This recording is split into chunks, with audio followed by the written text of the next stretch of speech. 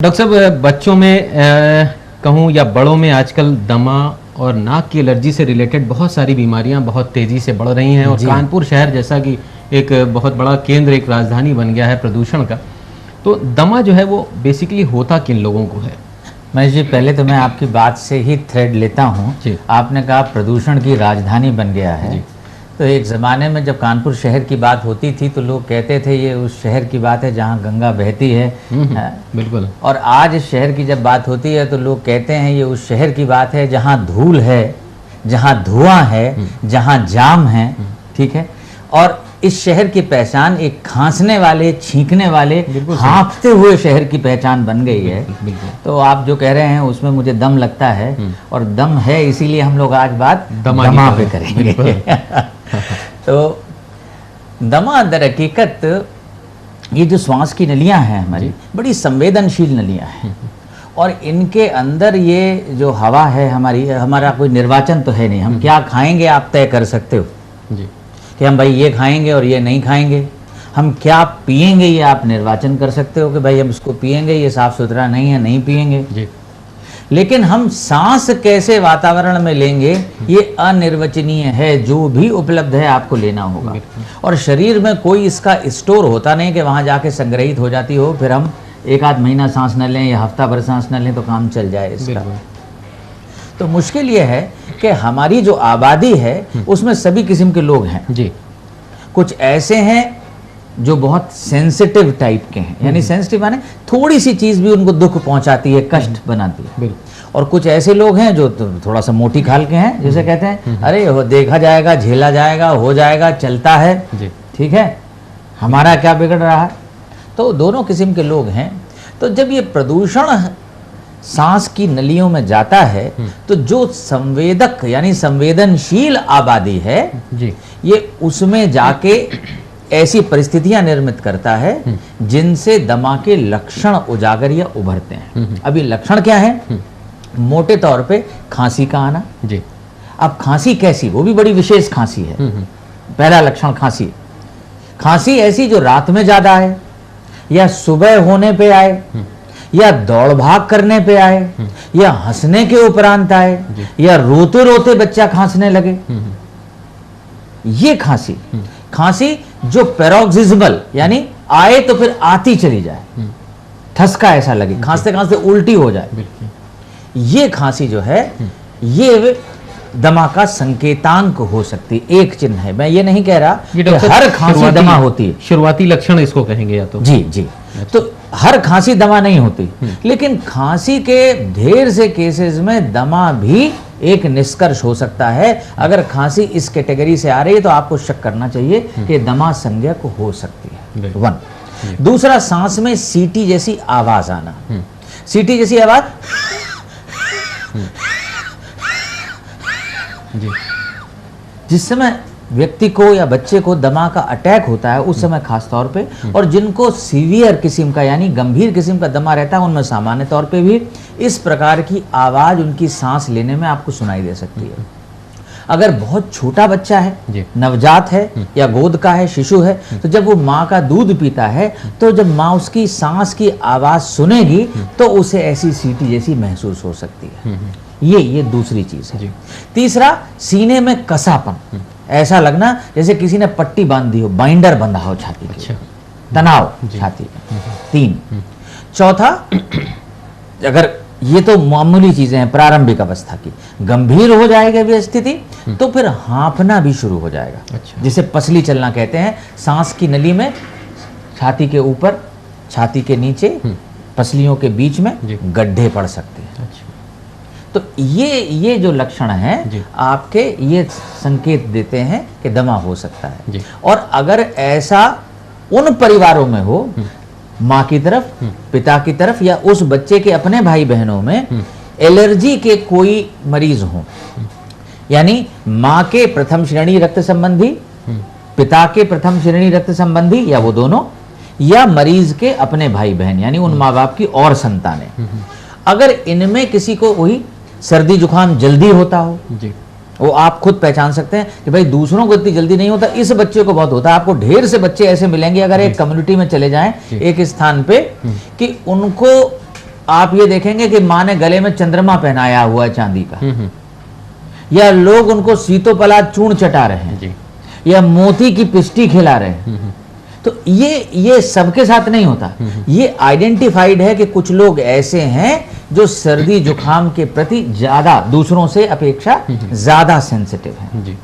एक दूसरी चीज ये कि अगर उनको प्रायः जो खांसी के मैंने प्रकार बताए, इस किस्म की खांसी आती है या वीजिंग होती है या सर्दी जुकाम खांसी हो जाए तो 10 दिन या उससे ज्यादा चलती है, ठीक नहीं होती, ठीक है। और किसी किस्म की एलर्जी है, खाल की एलर्जी हो, आंख में एलर्जी हो, नाक की एलर्जी हो। देखिए बुनियादी समस्या दमा के साथ एलर्जी की होती है। अब जैसे हम ये ऊपर जो पहने हुए हैं ये कपड़ा है जी। कोई शंका तो नहीं सर? बिल्कुल। लेकिन कपड़ा जब इस ढंग से सिना जाता है और यहाँ पहना जाता है तो उसे हम कमीज कहते हैं। जब कपड़ा ही होता है, जब उसे हम नीचे पहनते हैं और सिलते हैं तो उसे पतलून कहते हैं। अंदर जब पहने हुए हैं तो वो बनियान बन जाती है, कपड़ा वो भी होता है। तो अलग अलग स्थानों पर अलग अलग ढंग से कपड़े को ही भिन्न भिन्न नाम दिए जाते हैं। जी।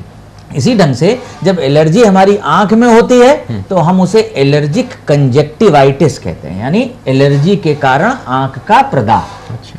जब त्वचा में होती है, स्किन में होती है, ठीक, तो इसको हम एलर्जिक डर्मेटाइटिस या एक्जिमा कहते हैं, यानी एलर्जी के कारण त्वचा का प्रदाह। डर्मेटाइटिस मतलब स्किन से संबंधित, त्वचा से रिलेटेड। जब कभी ये नाक में होती है तो हम इसको एलर्जिक राइनाइटिस कहते हैं, यानी नाक की एलर्जी या नाक का प्रदाह जो एलर्जी के कारण हुआ हो। इसी ढंग से जब ये समस्या हमारी श्वास नलियों में होती है, छाती में होती है, तो इसी एलर्जी का नाम दमा है।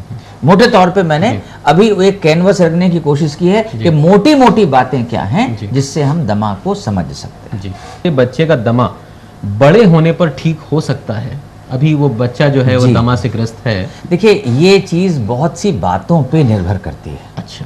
कोई निश्चित प्रेडिक्शंस जिसे कहना चाहिए कि हम संभावनाओं के बारे में सर्टेनिटी के साथ बता दें, ये तो नहीं कहा जा सकता। लेकिन जितनी कम उम्र में दमा शुरू हो जाता है, जितनी जल्दी शुरू हो जाता है, उसके ठीक होने की उतनी ज्यादा संभावना होती है। जी। और जितना लेट होगा उसके ठीक होने की संभावना उतनी कम होगी। जितना गंभीर प्रकार का दमा होगा जी, उतना उसके बने रहने की संभावना ज्यादा है। और अगर हल्का फुल्का माइल्ड दमा है तो उसके ठीक होने की संभावना ज्यादा है। पुरुषों में दमा ज्यादा होता है, लड़कों में दमा ज्यादा होता है। लड़कियों में लगभग 50% को दमा है, यानी अगर 2 लड़कों को होगा तो सिर्फ 1 लड़की को होगा उसके मुकाबले। लेकिन लड़कों में होता ज्यादा है, लेकिन लड़के ठीक भी ज्यादा होते हैं। लड़कियों में कम होता है, लेकिन जिन्हें होता है उनमें दमा बने रहने की संभावना ज्यादा होती है। फिर अगर पारिवारिक इतिहास है माँ की तरफ, पिता की तरफ, भाई बहनों में, तो इसका बने रहने की संभावना बढ़ जाती है। ये सारी चीजें ऐसी हैं जिसको आप नियंत्रित नहीं कर सकते। लड़का है तो है, लड़की है तो है, आप बदल तो नहीं सकते। फिर परिवार में इतिहास है तो है, नहीं चेंज कर सकते। मैं और मेरे हस्बैंड दोनों हम लोग रात में लाइक हम लोगों को वो लेना पड़ता है इनहेलर। जी।